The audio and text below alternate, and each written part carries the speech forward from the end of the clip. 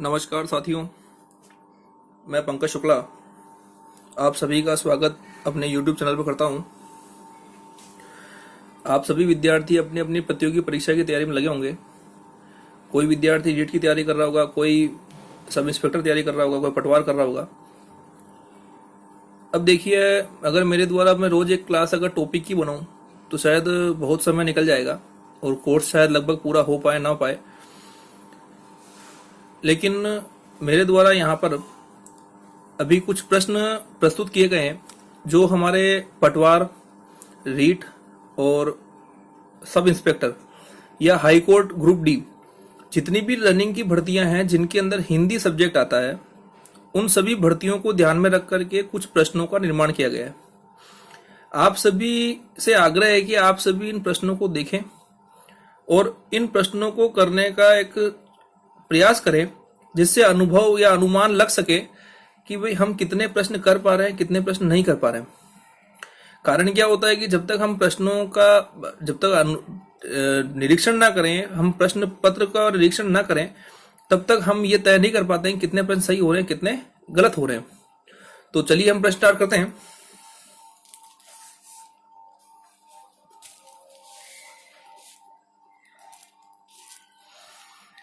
गुण संधि का उदाहरण कौन सा है? महर्षि, पावक, अभ्युदय, मतैक्य।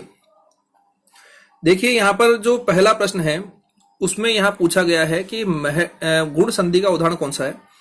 तो आपको ध्यान से देखना है यहां पर कि यहां जो पहला वाला विकल्प है महर्षि, ये वाला विकल्प हमारा बिल्कुल सही है,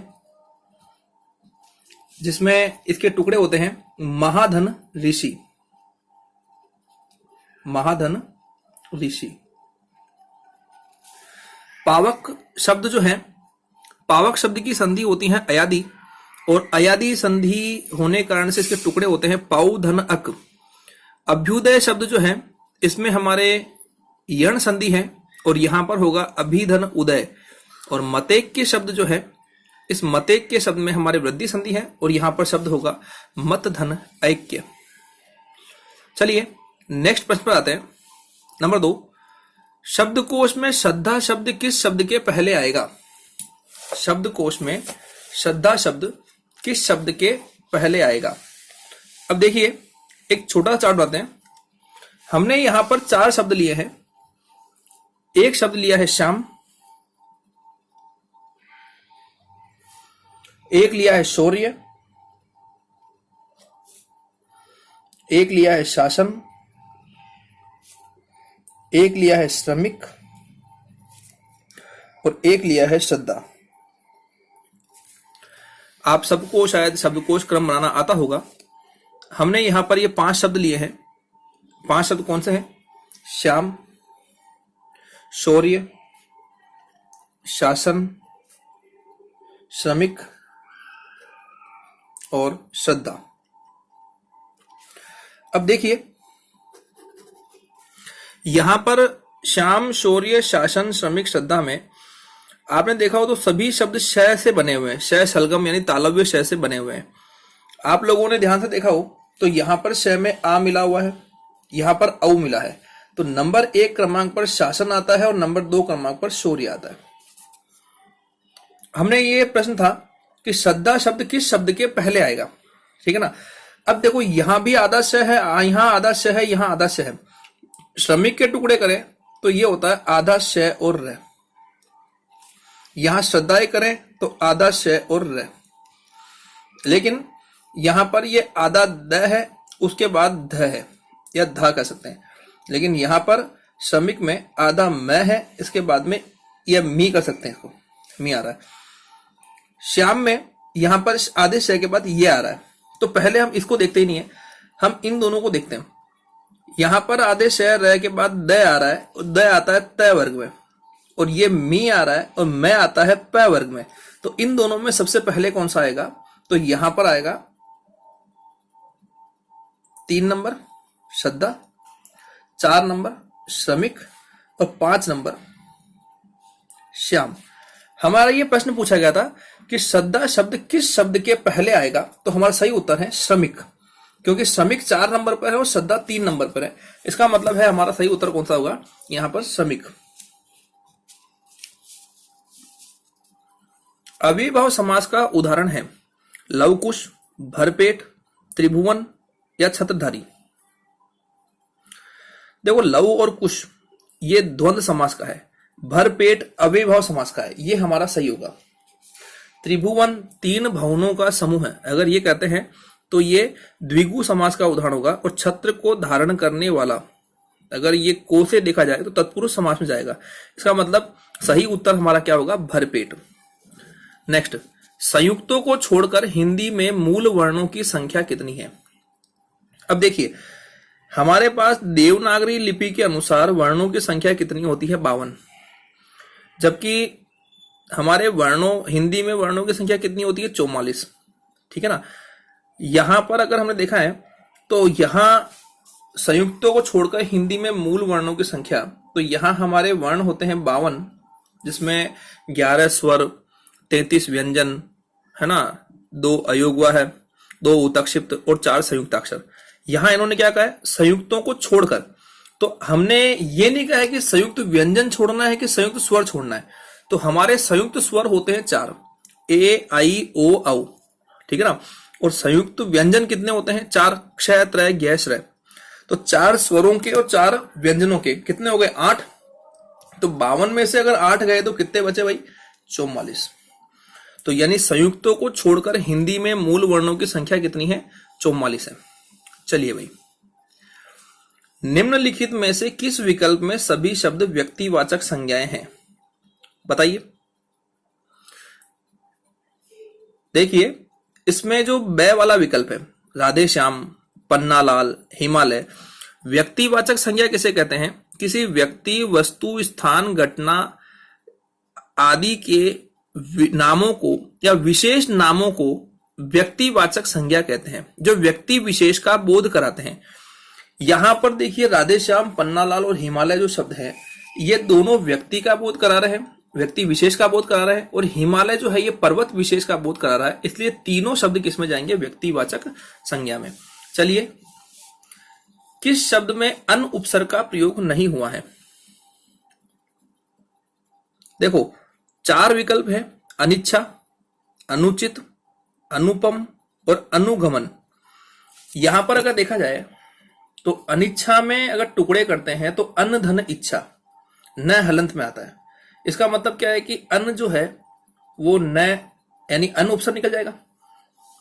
और यहां बोला गया किसमें अन उपसर्ग नहीं है, तो अन धन इच्छा में अन उपसर्ग होगा। अनुचित में देखो न पर छोटा ऊ आ रहा है, तो छोटा ऊ आने कारण से यहां पर इस छोटे ऊ को हटाते हैं तो न आधा हो जाएगा, अन धन उचित हो जाएगा। अनुपम है तो यहां भी छोटा ऊ आ रहा है, तो जैसे ही यहां उपसर्ग निकालूंगा तो अन धन उपम हो जाएगा, यानी जिसकी उपमा नहीं दी जा सके, अनुपम है ना। यहां देखो ये अनुगमन आ रहा है, तो जैसे ही मैं अनु को बाहर निकालूंगा गमन ऑटोमेटिक बाहर आ जाएगा। इसका मतलब यह है कि यहां अन उपसर्ग नहीं है, यहां अनु उपसर्ग है। अनुगमन में अन उपसर्ग नहीं है, अनु उपसर्ग है। चलिए नेक्स्ट, निम्नलिखित में से किस विकल्प में सभी शब्द भाववाचक संज्ञाएं हैं। धैर्य, चतुराई, प्रेम, ब विकल्प, अकेलापन, दृढ़ता, वृक्ष, स खुलापन, फूहड़ता, सूर्य और द उदासी, शेर, चालाकी। बताइए भाई।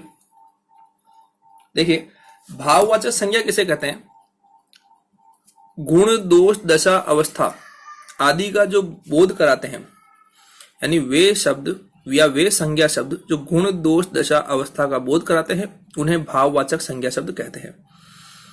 अब यहां पर जो देखो भाववाचक संज्ञा की एक परिभाषा और है कि भाववाचक संज्ञा में जो शब्द प्रयुक्त होते हैं उन्हें हम स्पर्श नहीं कर सकते, उन्हें महसूस किया जाता है।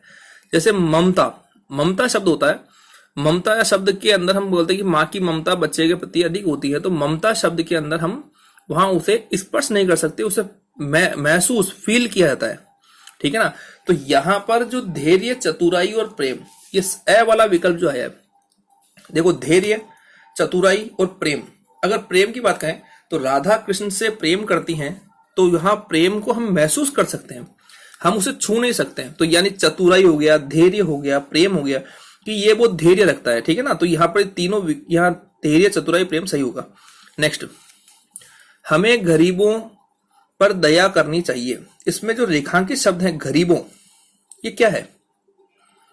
अवस्था सूचक विशेषण, संज्ञा, विशेषण या क्रिया? बताइए भाई।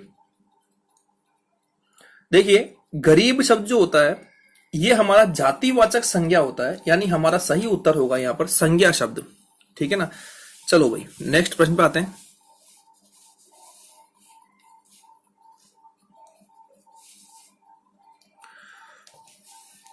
चलो, ये ऊपर केवल विकल्प दिख रहे हैं, एक बार आप प्रश्न देख लीजिए ना।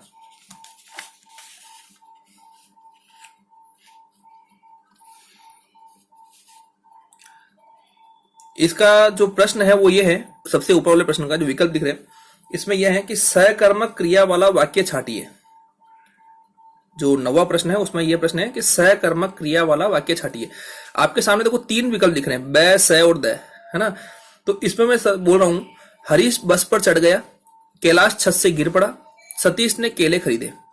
इन तीनों के अंदर देखो प्रश्न में बोल रहा हूं कि सकर्मक क्रिया वाला वाक्य छाटिए, यानी इन तीनों में से सकर्मक क्रिया किसमें है। देखो, हरीश बस पर चढ़ गया, बस यहां पर क्या है? साधन है, चढ़ना है ना। तो यहां पर कारण ये कि यहां ये बस कोई कर्म नहीं है, वह छत से गिर पड़ा, गिरना क्रिया है, लेकिन क्रिया से पहले छत आया, छत कोई कर्म नहीं है। लेकिन सतीश ने केले खरीदे, केला खरीदना यहां पर कर्म हो जाएगा, तो हमारा यहां सही उत्तर कौन सा हो जाएगा? द। नेक्स्ट, जटिल विशेषण के लिए निम्नलिखित में से उपयुक्त संज्ञा होगी। जटिल विशेषण के लिए निम्नलिखित में से उपयुक्त संज्ञा होगी। अब देखो यहाँ चार शब्द लिखे हैं, दृष्टि, प्रश्न, समस्या, स्थिति, है ना। तो आप लोगों को इसमें यह बताना है कि यहां पर जटिल के साथ में क्या आएगा। जटिल दृष्टि होती है, जटिल प्रश्न होते हैं, जटिल समस्या होती है, या जटिल स्थिति होती है? बताइए। देखो, कठिन तो प्रश्न होते हैं, है ना। तो यहां पर हमारा सही उत्तर होगा स वाला, जटिल समस्या। इस प्रकार के प्रश्न भी एग्जाम में आते हैं, जिसके अंदर हमें बताया जाता है कि यहां पर कोई एक शब्द दिया जाएगा, उसको बताएंगे इसके साथ में कौन सा शब्द उपयुक्त रूप में सही बैठेगा। तो ये इतना सा पता भी आप लोगों को होना चाहिए, ध्यान रखना ये। नेक्स्ट, हेतु मद भूतकाल का उदाहरण है। हेतु मद भूतकाल का उदाहरण है। चार ऑप्शन यहां लिखे गए हैं। तुम आते तो मेरा काम बन जाता, लड़के थक गए थे, इस साल बारिश होने की संभावना कम है, तो घोड़े के चार पैर और दो कान होते हैं। हमने ये पूछा है कि जो हेतु मद भूतकाल होता है, इसका उदाहरण कौन सा है।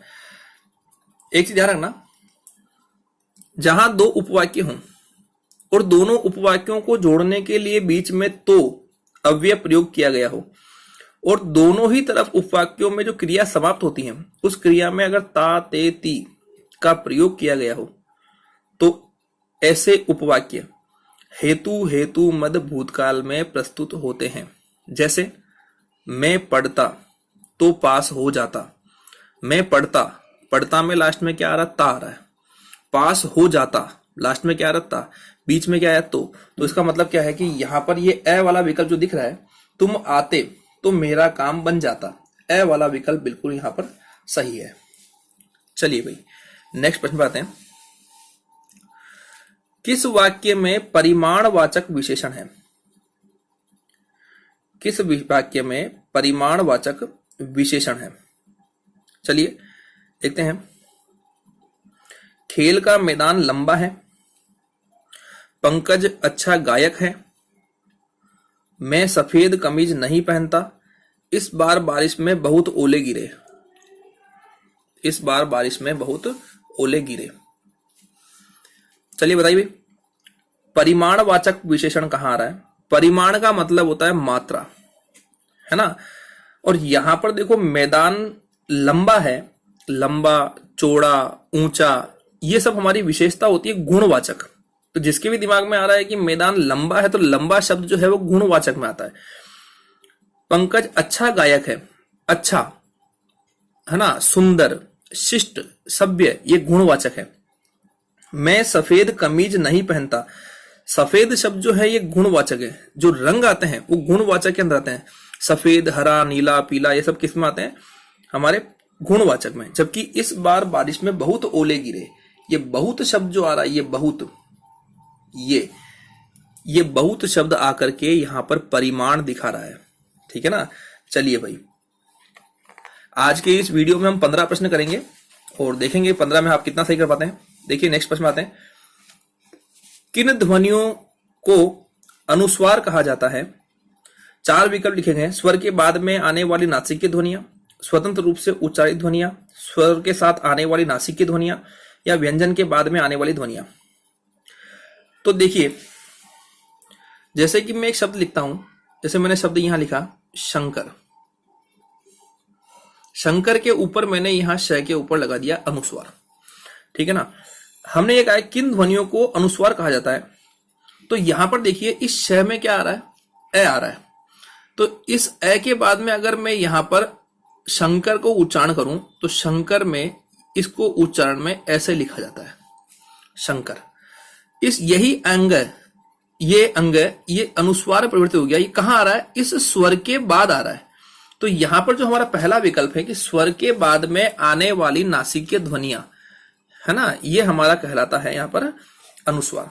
चलिए, पुरोधा शब्द में संधि है। पुरोधा, पुरोधा शब्द में संधि कौन सी है? तो सीधा सा ध्यान रखना, पुरोधा में पुरह धन धा, पुरह धन धा, और यहां पर संधि कौन सी है? विसर्ग संधि। चलिए भाई नेक्स्ट पे आते हैं, नेक्स्ट एंड लास्ट। ये हमारा आज का लास्ट प्रश्न होगा। उपार्जन में संधि कौन सी है?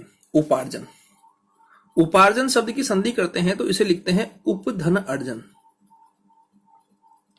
और उपधन अर्जन में ए और ए मिलकर आ बनता है और आ दीर्घ संधि का नियम है। इसका मतलब है उपार्जन में हमारी संधि कौन सी हो गई? दीर्घ संधि।